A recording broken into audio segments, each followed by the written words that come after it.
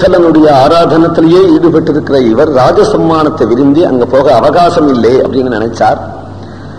அதனாலே தன்னுடைய சிஷ்யனான வியாசராயரை அனுப்பிச்சார். குரு கிருப்பையாலையும் சாஸ்திரார்த்த ஞானமும் பரிபூர்ணமா இருக்கக்கூடிய வியாசராயர் அந்த வித்வத் சம்மேளனத்திலே ஜெயித்தார். கிருஷ்ணதேவராயர் அவராலே பூஜிக்கப்பட்டார். கிருஷ்ணதேவராயர் வியாசராயரை ஆசிரியிச்சார். அதனால வியாசராயர் ராஜகுருவாக ஆயிட்டார். கிருஷ்ணதேவராயருடைய குரு அப்படிங்கும் போதே நமக்கு சரித்திர காலம் புரிஞ்சுடும். கிருஷ்ணதேவராயருடைய காலம் தானே ராயருடைய காலமா இருக்கணும். 1460 இருந்து 1539 வரையிலும் வியாசராயருடைய காலம். கிருஷ்ணதேவராயருடைய ஆட்சி காலம் 1509 இருந்து 1529 வரையிலும் கிருஷ்ணதேவருடைய ராஜ்ய காலம்னு எல்லாருக்கும் தெரிஞ்ச விஷயம். கிருஷ்ணதேவராயர் பெரிய சமஸ்கிருத பண்டிதராகவும் இருந்திருக்கார். அதனாலே கிருஷ்ணதேவராயர் தானே எழுதின காவியங்கள் உண்டு. அதுல சகல கதா சார சங்கிரகம் அப்படின்னு ஒரு காவியம் எழுதி தன் குருவான வியாசராயரை பற்றி அவர் சொல்றார்.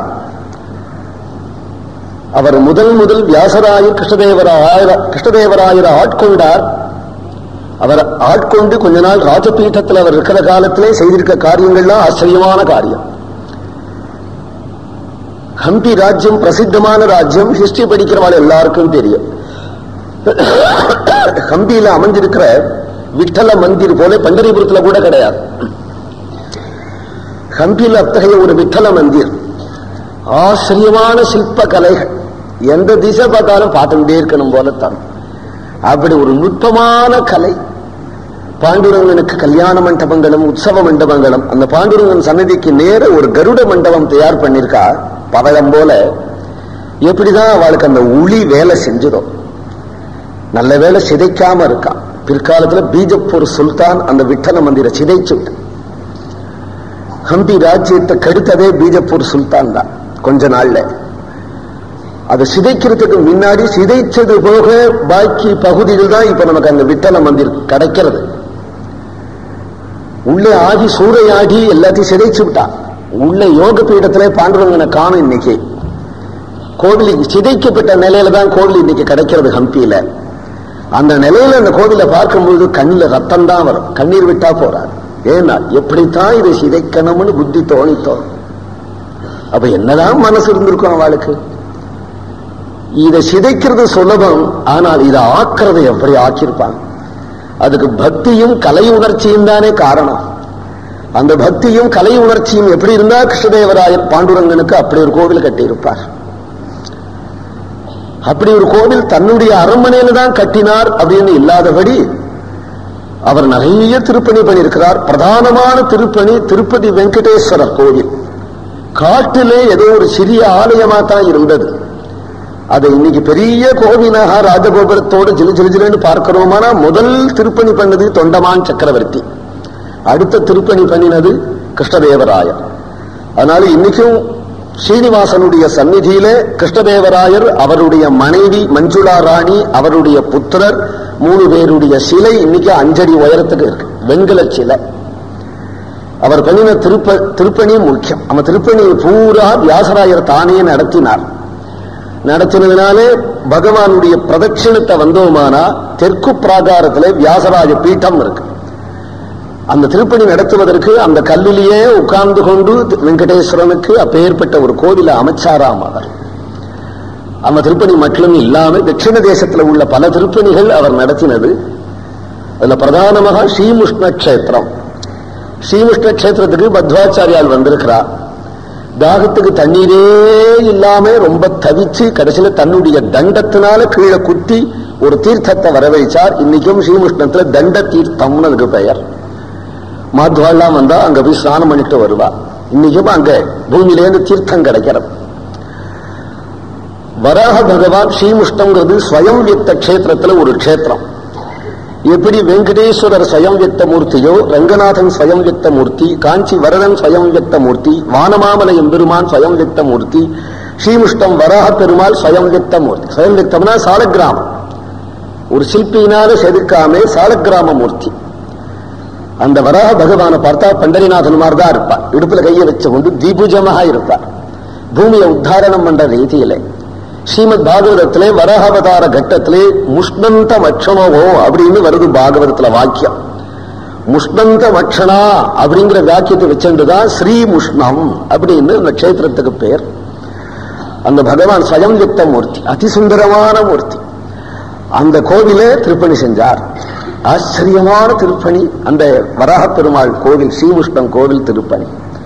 ஏற்கனவே திருப்பணி ஆகியிருக்கக்கூடிய கோவில்கள்ல ஏகதேசம் திருப்பணி பண்ணியிருக்கிறார். ஸ்ரீரங்கம் கோவில் ஏற்கனவே ராஜாக்கள் காலத்திலிருந்தே திருப்பணியான கோவிலா இருக்கிறதுனால அதுல முதல் மண்டபம் கருட மண்டபம் கிருஷ்ணதேவராயருடைய திருப்பணி. திருமலை நாயக்கர் அப்போது தளபதியாக இங்க தென்னாட்டில் இருந்ததுனாலே அவரை கொண்டு அதை நடத்தினார். அதனால நாயக்கருடைய சிலையும் இருக்கும். முதல் கிருஷ்ணதேவராயருடைய குடும்ப சிலை இருக்கும். அவருடைய குடும்பம் பூரா அங்க தூணுல இருக்கும். ஆச்சரியமான மண்டபம். அந்த மண்டபம் ஸ்ரீரங்கத்துல கோவில்ல பிரவேசிக்கும் போது அழகர் கோவில் புறா திருப்பணி. அழகர் கோவில்ல திருமாலிரின் சோலை அழகர் கோவில்ல முன் மண்டபம். இந்த முன் மண்டபத்தை பிற்காலத்துல வந்த ஆங்கிலேயர்கள் சொல்லுவாளா, எங்களை கிட்டக்க இதை கொண்டுன்னு போறாப்புல இரும்பு சங்கிலி போட்டு இதை கொண்டுன்னு போறாப்புல ஒரு சாதனம் இருந்தா நாங்கள் எங்க நாட்டுக்கு எடுத்துன்னு போயிடுவோமே அப்படின்பா.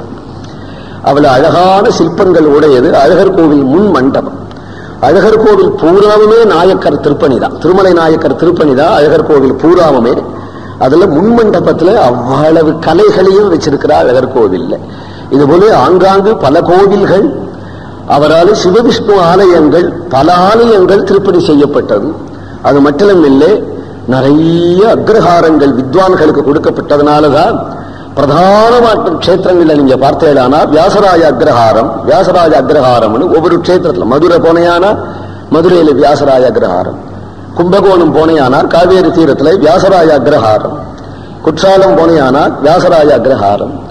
இப்படி வியாசராஜ அக்ரஹாரம்னு பல அக்ரஹாரங்கள் நிறைய நூற்றுக்கணக்கான வேதாத்தியனம் பண்ணின பிராமணால குடியேற்றி வியாசராயருடைய காலத்திலே பண்ணின ஆச்சரியமான காரியங்கள் அவருடைய ஆட்சியிலே அவர் பண்ணின காரியங்கள்.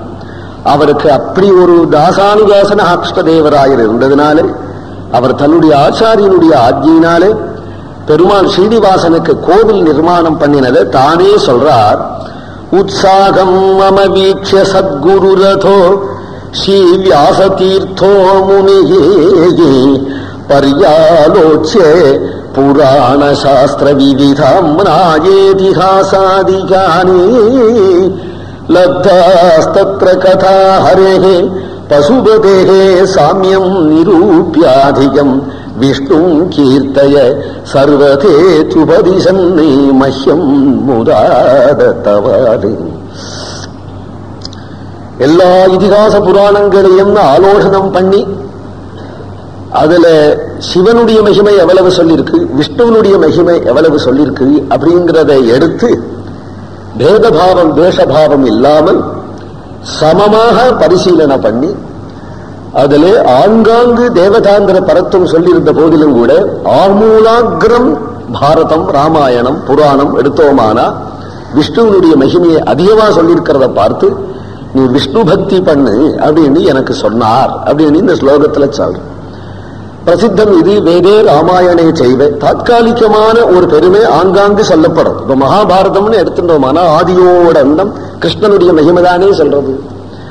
கிராத அர்ஜுனியம் அப்படின்னு பாசுபதாஸ்திரம் வாங்குறார் அப்படிங்கும் பொழுது அர்ஜுனன் சிவபெருமான தபசு பண்ணதாகவும் சிவபெருமானுடைய பெருமை அங்க சொல்லப்படுகிறது. சொல்லாம இல்லை, இங்க சொல்லப்படுறது. அதுபோல விராட நகரத்துல பிரவேசிக்கும் பொழுது பஞ்சபாண்டவால் துர்கா மந்திரில அங்க துர்கையை ஒரு ஸ்தோத்திரம் பண்ணிட்டு போனா அப்படின்னு தேவியினுடைய மகிமையும் சொல்லப்படுறது. சேனாபதிகளுடைய மகிமையை சொல்லும் பொழுது துரோண பர்வாவிலே துரோணருக்கு சேனாபதியாக பட்டாபிஷேகம் பண்ணுவதற்கு முன்னாடி கார்த்திகேயனுடைய மகிமை சொல்லப்படுறது. அப்படியே ஆங்காங்கு தேவதைகள் ஸ்ரீராமாயணத்திலேயே பாலகாண்டத்திலேயே ஸ்காந்தம் கார்த்திகேய மகிமை சொல்லப்படுறது. ஆனால் ஆமூலாகிரம் என்ன சொல்லப்பட்டது அப்படின்னா ராமனுடைய மகிமை தான் சொல்லப்பட்டது. அப்படிங்கும் பொழுது ராமாயணம் பூரா சொல்லியிருக்கிற ராம மகிமையே முழுங்கிட முடியாது. மகாபாரதம் தூது சென்றான் ஏற்றத்தை சொல்ல வந்த லட்சம் கிரந்தம் தூது சென்றவனுடைய மகிமையை முழுங்கிட முடியாது. அதனால வியாச நிஷ்கர்ஷமா சொல்றார், வேதே ராமாயணே செய்வ பாரதே சபுராணகே ஆதோ அந்தேஜ மத்தியேஜ ஹரி சர்வத்திர கீயதே அப்படின்னு முடிக்கிறார். மகாபாரதத்தை முடிக்கும் பொழுது வேதத்திலேயோ ராமாயணத்திலேயோ பாரதத்திலேயோ புராணங்கள்லயோ தொட்ட இடங்கள்லாம் யார் பெருமை சொல்லியிருக்கனா ஹரிகி சர்வத்திர கீயது. வியாச பகவான் மகாபாரதத்தை இப்படி முடிக்கிறார்.